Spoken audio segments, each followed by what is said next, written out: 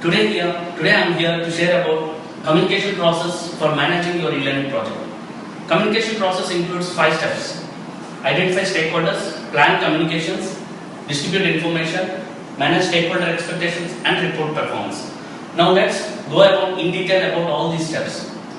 First of all, identify stakeholders. Stakeholders can be a person, people, and an organization who can actually involve in the project.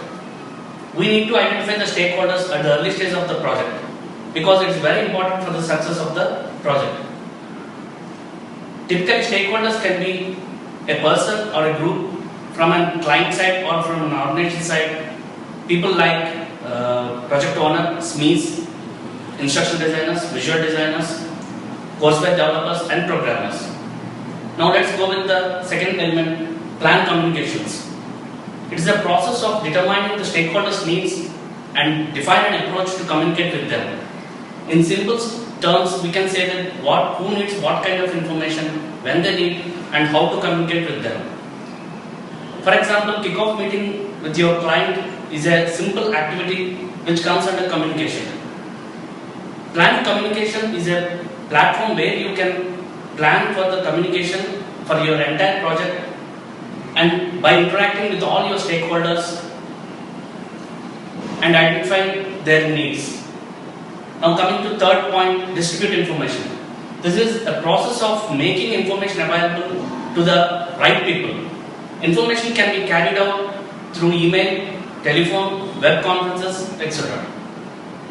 So always prefer by writing a minutes of the call with your customer. So it will make you ensure that information is available to the relevant stakeholders. Now coming to the fourth point, manage stakeholder expectations. This is the process of communicating or working with the stakeholders in identifying their needs and address their issues. So it is always important to educate your stakeholders about the problems and the limitations of the e-learning development tools. This will make you the managing your stakeholder expectations. It is always important to share your concerns you are facing with the stakeholder before they turn into issues. Now let's go with the fifth point, report performance. This is the process of gathering and distributing information related to performance. Status reports, log reports, forecasting falls under this category. As a project manager, you need the best practice to send the status reports to all your stakeholders throughout the life cycle of the project. So hope all these 5 elements will help you in managing your e-learning project effectively and successfully. Thank you everyone. Have a great day.